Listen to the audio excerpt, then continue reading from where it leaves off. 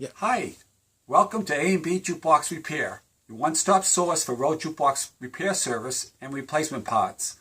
My name is Bruce Wentworth. I'm the owner and president, and I'm going to be your instructor for today. Today we're going to talk about the wiring block diagram in rowe record model jukeboxes R84 to R94. And today's block wiring diagram we're going to take from the field service manual, row R91, okay, R91, which was made in 1987. All the jukeboxes, record jukeboxes, should have this manual. If you don't have one of these manuals, you should buy one. You can buy one from us, you can buy one on eBay, or you can buy one from Victory Glass. They're a great company out in Iowa that sells jukebox parts and service manuals. But this is a must-have when you're going to be working on your own jukebox or troubleshooting and repairing your own jukebox. So today, again, this block wiring diagram you would find on this manual on page 557. So if you go to number 557, you'll see where it says phonograph block wire diagram. Okay, phonograph block diagram.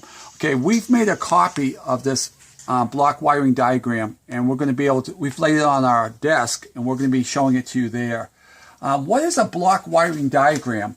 It's basically, it's like a map or a picture. If you were to draw a picture of your wiring layout inside your jukebox, this is how you would do it. You would make a picture of a component and just write down the component, and then you'd see the different plugs on the unit, and then you would run the lines to the next component, just like drawing a little map or a little diagram. So that's what it is. It's a block diagram. It's a little map or a picture of your wiring setup in your jukebox.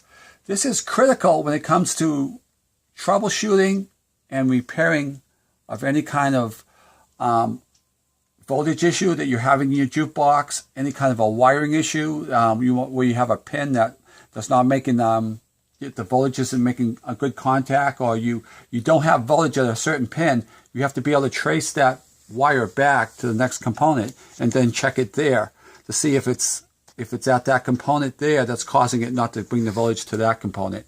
So you got to know where to start from and where it ends. And then you can also use your block diagram to measure the voltages. It tells you what the voltages should be at different points. So now, at this point, we're going to go over this diagram here on the desk, which is this exact diagram you see here. We have it over on the desk. So we're going to go over to there now and bring it over. Okay. This is the block diagram for the row R91. Okay. And I'm going to tell you exactly what the pictures are, and then we're going to go over the different pinouts on the plugs. These are the plugs with the pinouts, okay? And this is the phono harness. This is the main power supply right here. So this is the power supply, and this here is a 9-position plug on the side of the power supply. Okay, so I'm going to associate each part that we do. I'm going to bring it over here, and I'm going to associate it to the picture, so you'll have a better understanding what it's all about. Okay, so you can stay right there. I'm just going to bring a power supply over.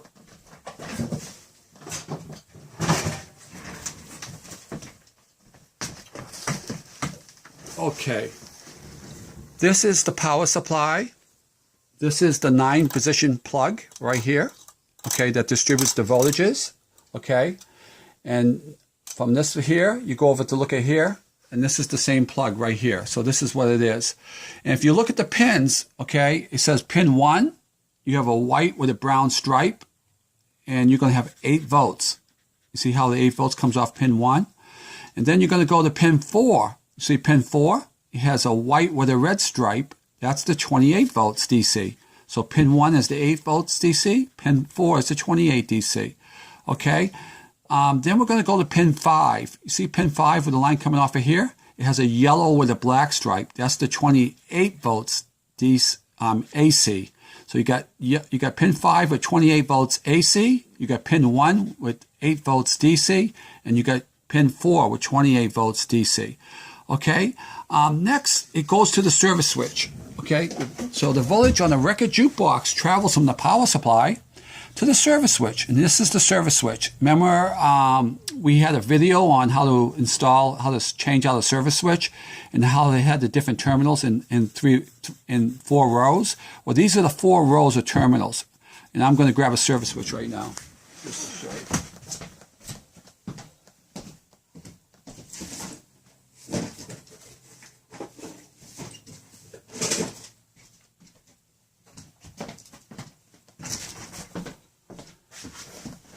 Okay, here's the service switch, all right?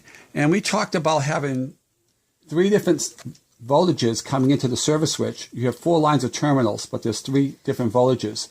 And the different brown wires, okay, are representing the 8 volts DC. 8 volts DC, okay? And this controls the logic data from your computer to your mech control board. So that's what the 8 volts is used for, to communicate between the mech board and the computer. Now you have the 28 volts DC. Well, what does DC does? DC controls your coils. You got 3 sets of coils, and that's where the DC voltage goes to the coils, called the coils. Okay, now you have the 28 AC. What does the AC voltage do? Well, AC is actually what runs the motors. You have 3 motors in your mechanism that need to have voltage, and they're run on AC voltage. Okay, you have your cam switch motor, you have your sprag wheel motor, and then you have your turntable motor. Those all run on AC. Okay, so we're going to continue on the block diagram now.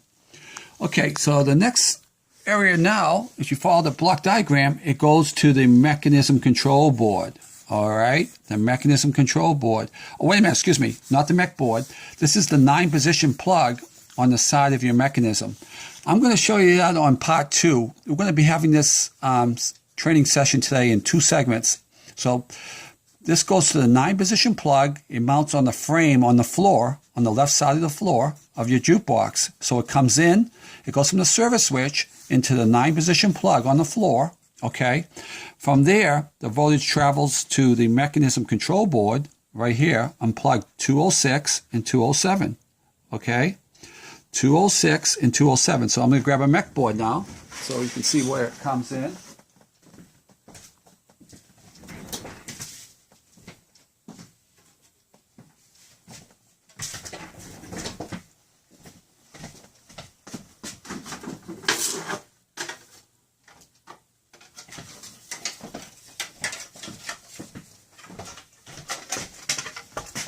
Okay, here we go.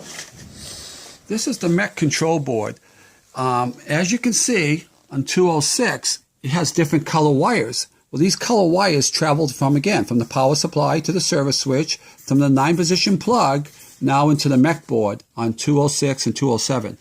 The colors of the wires are the same, okay? You've got the browns, the different brown wires.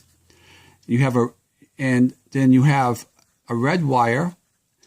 And the orange wire now is brought into this setup here. And the orange is also representing DC voltage. It's 8 volts DC.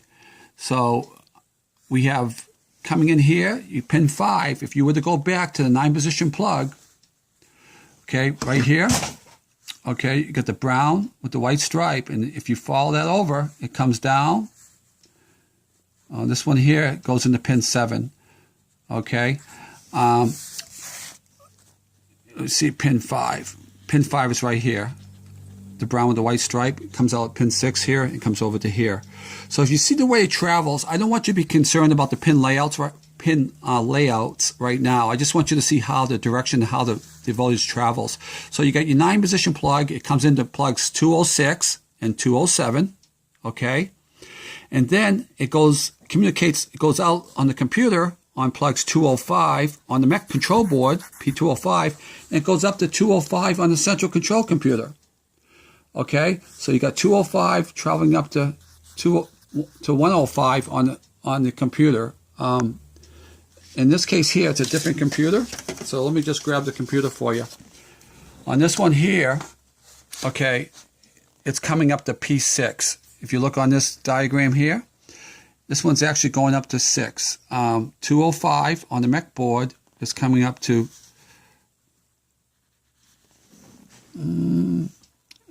P205 is coming up to right here, P6. This is P6. This is P6 on the central control computer. So that's how it comes up to here, okay? So the voltage is going that way up to there. So that's how the voltage travels. So now let's go back and take a little review of this. It starts at the power supply. It goes into the service switch right here. It travels by the service switch to the 9-position connector on the frame of the mechanism. It comes off the floor into this 9-position plug. It leaves the 9-position plug and it goes into the mechanism control board for 206 and 207. This is an R91 model. It travels it goes out of the mech board from 205 to the computer on P6. Okay, keep in mind that the voltage also goes back and forth on 206 and 207 to the motors, to the individual motors, the 3 motors, okay? And again, the color wires are there, and you want to be able to see the voltages. You got to just travel back a little bit to here, to where the service switch comes out of the service switch, and you see the voltages of the different color wires. Those voltages should still stay the same as they travel down through the 9-position connector into the mech control board. Okay, from there they go to the central control computer. If you look at the schematic, the diagram, you're going to see that you have an A voltage and a Q voltage. Well, the A represents active voltage. Okay, active voltage.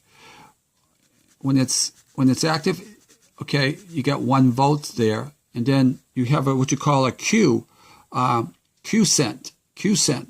Well, Q-cent voltage, okay, you see the difference. This is 8 volts and this is 1 volt. Okay, what does that mean? Well, when this is active, the voltage changes to 1 volt. When it's not being active, like say the motors aren't being activated, then this will be 8 volts. So you have 8 volts when it's not active, but when it's active, it goes to 1 volt. And what makes it active? You have different transistors in the mech control board. Okay, when those transistors are brought to ground, the voltage switches the computer to active, and it travels to the terminals of the motors. There is active voltage on the motors, on the AC motors at all times, but the 2 terminals aren't brought across each other until this turns active. When that turns active, that sends the signal to the motors to open up and start the voltage to the motors. Okay, so this is a basic understanding on how the voltage travels. There's one other page that on the back side that we didn't cover, so we're going to just take a look at that now. Okay, now this is the central control computer. The central control computer has another plug up here, P1. Well, P1 has signals, okay, that come in from the keypad. Let's take a look at this here. Okay. Boom, boom, boom, boom, boom, boom. This is the keypad. Okay, when you push a key number, it sends a signal through the digital display, and the digital display sends the signals to the central control computer. Okay, that's how it works. These are other things for optional equipment, like a CD combo or a video control unit. So this is how it travels from the keypad to the display. Right here, and if you look at the wires, it tells you what each number represents. It tells you the wires, the pin layout, and what the numbers represent. Okay, these are the numbers. Okay, so you got 13 pins there, and these are the numbers of the keys right here. See that? These are the numbers of the keys. Okay, again, it transfers to the display, comes out over here, okay, on the display, and goes into the central control computer right here. Okay, so that's how the data communicates, okay, on the block wiring diagram. So why don't you go back to the front of the room. So I hope I hope to enlighten you a little bit on how the block diagram is wired and how the different components are displayed on a block wiring diagram. This is a critical piece of information that every serviceman should have when you go to do a service call on a rowe record model jukebox. And every homeowner should have this in your field service manual and parts catalog. And the more you get to understand this, the more you'll be able to troubleshoot and understand how your jukebox works and then how to repair it. As time goes on, I'm predicting these jukeboxes to be around for 100 years. As time goes on, after 40, 50 years, we're all going to have an understanding of these wires and what they represent. And then so we can troubleshoot and how to repair one of the wires in one of the connectors. And I'll have a repair video on how to repair the wires in the connectors in the future video series. But for today, from this part here, part 1 of understanding a block wiring diagram in the rowe record model jukeboxes, model R84 through R94. I'm Bruce Wentworth from A&B Jukebox Repair, and thank you for being with us today. Goodbye.